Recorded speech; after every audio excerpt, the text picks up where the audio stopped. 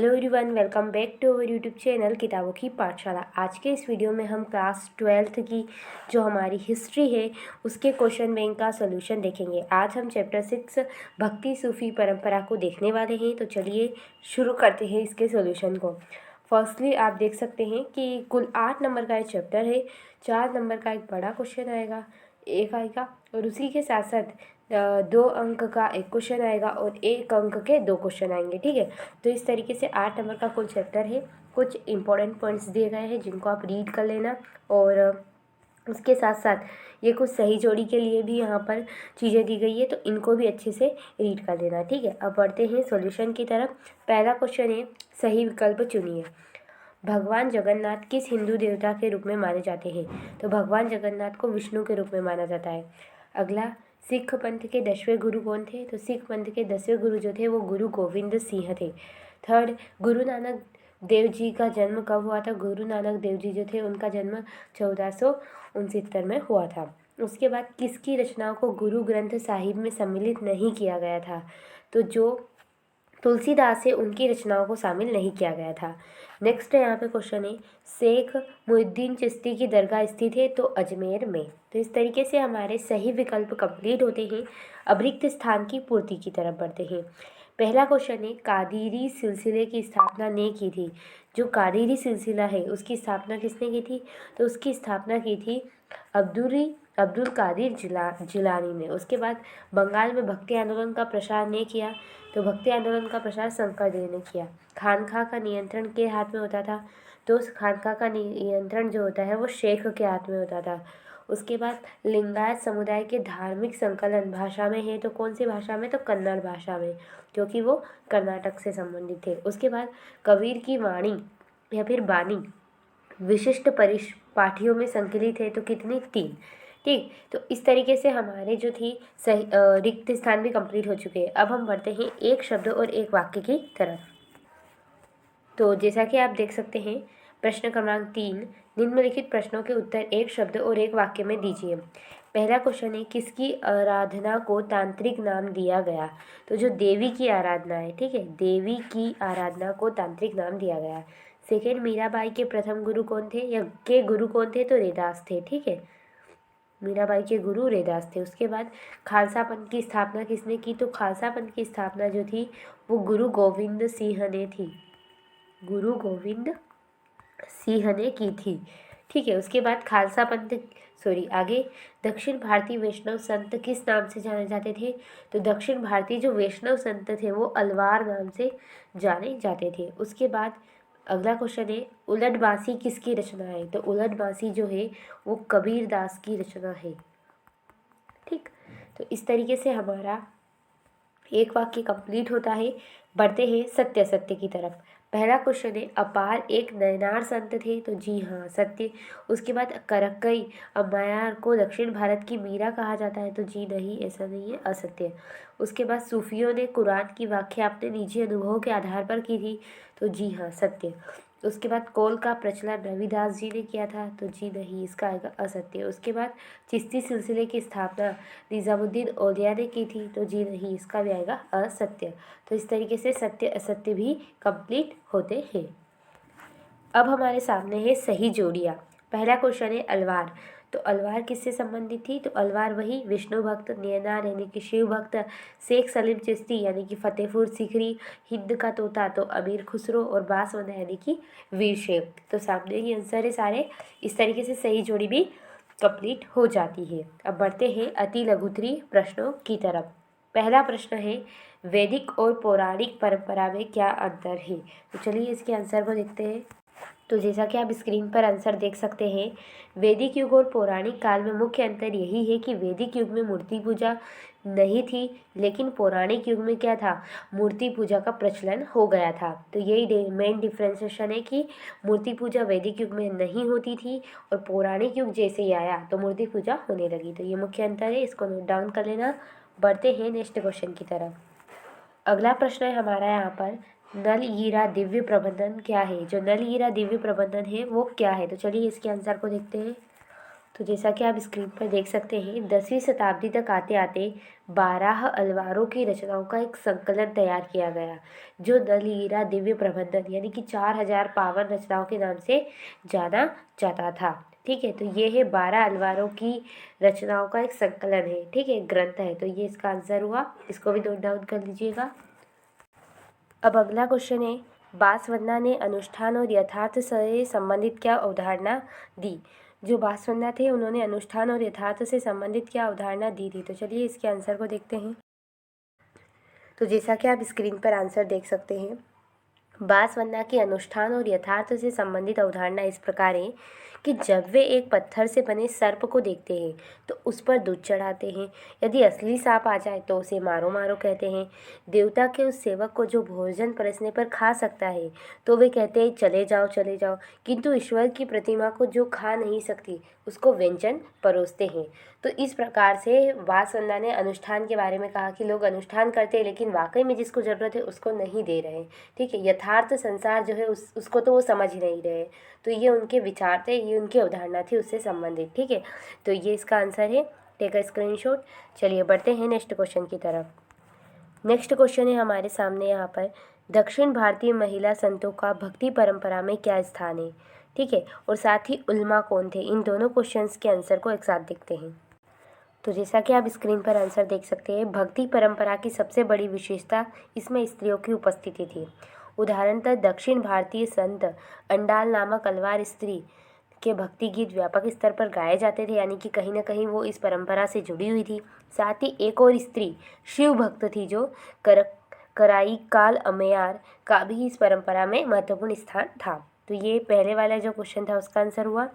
दूसरे हमने बात की थी कि उल्मा कौन है। तो देखो, इस्लाम धर्म के जो ज्ञाता होते हैं, जैसे हमारे अब हिंदू धर्म की अगर बात करें तो पंडित जी होते हैं। ठीक है, ज्ञानी संत महान पुरुष होते हैं। उसी तरीके से इस्लाम धर्म में जो ज्ञानी रहते हैं उनको उल्मा कहा जाता था। उल्मा जो होते हैं वो इस्लाम परंपरा के संरक्षक माने जाते हैं और इस नाते वे धार्मिक, कानूनी और अध्यापन संबंधित जिम्मेदारियों को भी निभाते हैं। ठीक है, तो उनको उल्मा बोलते हैं। तो इसको भी नोट डाउन कर लीजिएगा और साथ में इसका भी स्क्रीनशॉट। बढ़ते हैं क्वेश्चन बैंक की तरफ। तो जैसा कि आप देख सकते हैं, अगला क्वेश्चन है, इस्लाम के अनुयायी को कौन सी 5 बातों का पालन आवश्यक था और जिम्मी से आप क्या समझते हैं। 6 और 7 दोनों क्वेश्चंस का आंसर एक साथ देखते हैं। तो जैसा कि आप स्क्रीन पर आंसर देख सकते हैं, इस्लाम के अनुयायी को 5 बातों का पालन करना आवश्यक है। अल्लाह एकमात्र ईश्वर है, पैगंबर मोहम्मद उनके दूत यानी कि साहद है, दिन में 5 बार नमाज पढ़ी जानी चाहिए, खैरात यानी कि ज़कात बांटनी चाहिए। खैरात हमारे हिंदू धर्म में कहते हैं दान। ठीक है, और रमज़ान के महीने में रोज़ा रखना चाहिए और हज के लिए मक्का जाना चाहिए।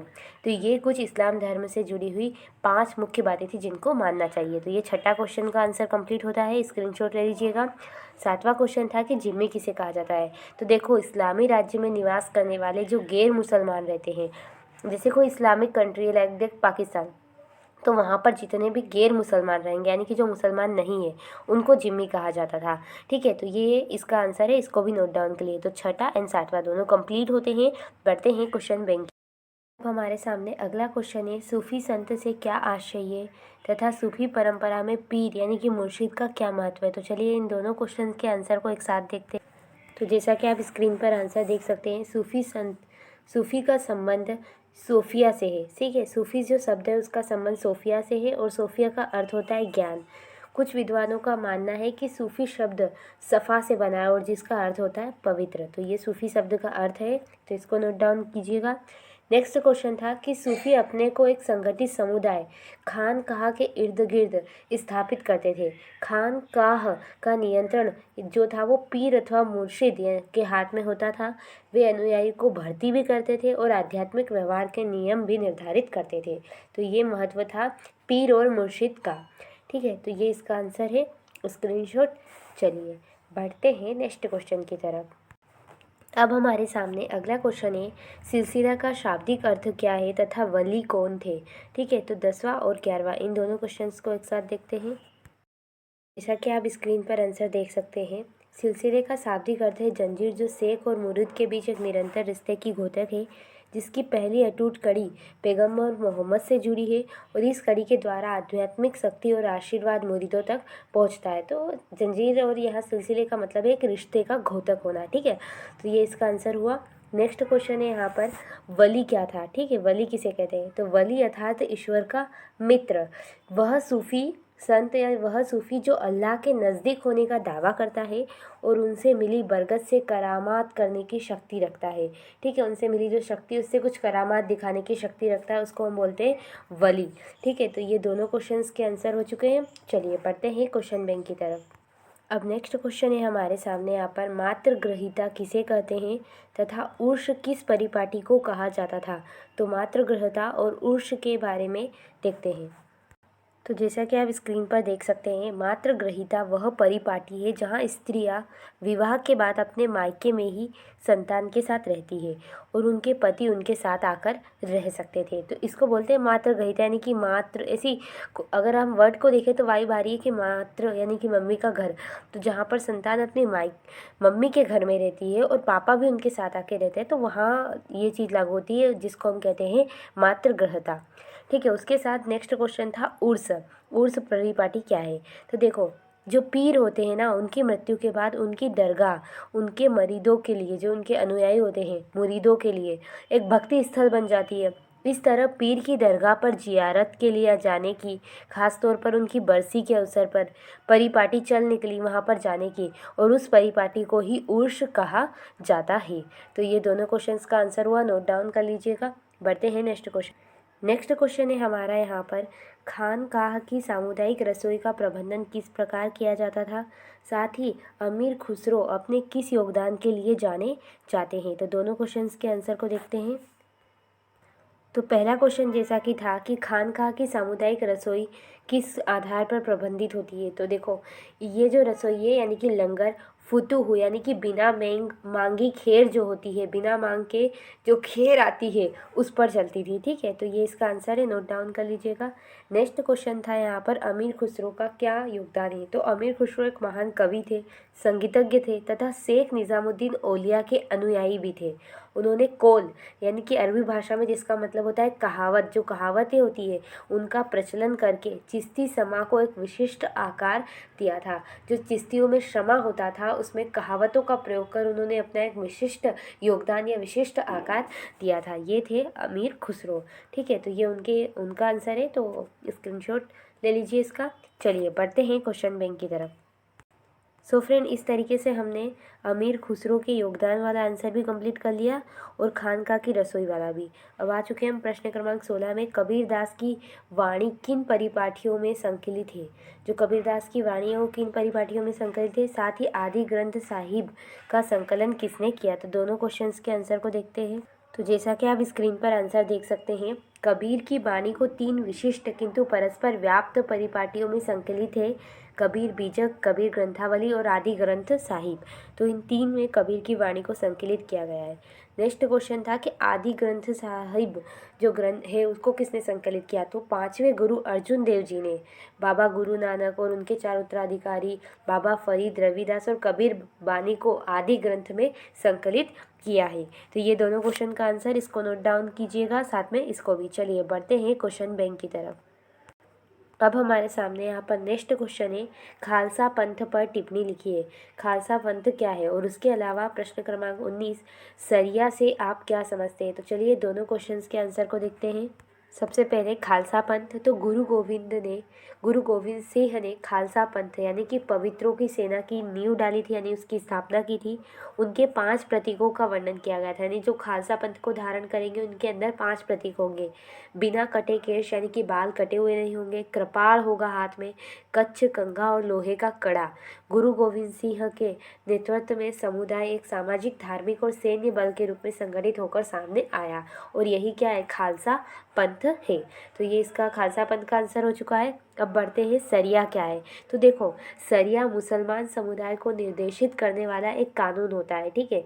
यह कुरान शरीफ और हदीस पर आधारित होता है। अब कुरान शरीफ तो उनका एक ग्रंथ है, पर हदीस क्या है, तो हदीस का अर्थ है कि जो पैगंबर साहब थे उनसे जुड़ी हुई परंपराएं, जिसके अंतर्गत उनके स्मृत शब्द यानी कि उनके महत्वपूर्ण शब्द और क्रियाकलाप भी आते हैं। तो क्या है, सरिया एक कानून है मुसलमान समुदाय का। तो ये दोनों क्वेश्चंस के आंसर हुए। बढ़ते हैं क्वेश्चन बैंक की तरफ। अब नेक्स्ट क्वेश्चन है हमारे सामने, चिश्ती उपासना पद्धति का वर्णन कीजिए, साथ ही सगुण और निर्गुण भक्ति का आशय। इसके बाद हमारे लघुत्री खत्म हो जाएंगे। तो चलिए इन दोनों क्वेश्चंस का आंसर देखते हैं। तो पहला हमारा क्वेश्चन था चिश्ती परंपरा वाला, ठीक है, चिश्ती उपासना पद्धति। तो देखो, सालों से अलग अलग संप्रदाय, वर्ग और समुदाय के लोग 5 महान चिश्ती संतों की दरगाह पर अपनी आस्था प्रकट करते रहे हैं। नाच और संगीत भी जियारत का हिस्सा थे। सूफी संत जिक्र, ईश्वर का नाम यानी कि जाप, या फिर समा यानी कि श्रवण करना यानी आध्यात्मिक संगीत की महफिल के द्वारा ईश्वर की उपासना में विश्वास रखते थे। चिश्ती उपासना पद्धति में सभा का भी महत्व था। तो इस तरीके से ये चिश्ती उपासना पद्धति थी। तो ये इसका आंसर हुआ। और लास्ट हमारा क्वेश्चन था, सगुण और निर्गुण भक्ति में क्या अंतर है। तो देखो, आरंभिक परंपरा के 2 मुख्य वर्गों में विभाजित है। जो आरंभिक भक्ति परंपरा है, ठीक है, यहाँ पे भक्ति आएगा, सगुण भक्ति और निर्गुण भक्ति। सगुण भक्ति परंपरा में ईश्वर के साकार यानी कि मूर्ति रूप की पूजा की जाती थी, जैसे कि शिव हुए, विष्णु हुए। उसी तरीके से निर्गुण भक्ति परंपरा में ईश्वर को निराकार माना जाता था, यानी कि ईश्वर की कोई आकार नहीं होता, ठीक है, और मूर्ति पूजा नहीं की जाती थी। तो ये है सगुण भक्ति और निर्गुण भक्ति में अंतर। स्क्रीनशॉट, साथ ही इस क्वेश्चन का भी स्क्रीनशॉट ले लीजिए। बढ़ते हैं क्वेश्चन बैंक की तरफ। तो इस तरीके से हमारे अति लघुत्री कंप्लीट होते हैं। अब हम 4 अंक के जो लघुत्री क्वेश्चन है उनको इस पार्ट 2 में देखेंगे, ठीक है। ये पार्ट 1 है, क्योंकि पार्ट 2 ज़्यादा क्वेश्चन है, लगभग 18-19 क्वेश्चन है, तो इनको कंप्लीट करने में टाइम ज़्यादा हो जाएगा। तो नेक्स्ट पार्ट में इनको देखेंगे। आई होप पार्ट 1 में जो मैंने आपको सोल्यूशन दिए उससे आपकी हेल्प हुई होगी। अगर हेल्प हुई तो प्लीज़ वीडियो को लाइक करें, शेयर करें, subscribe this channel. Thanks for watching. धन्यवाद।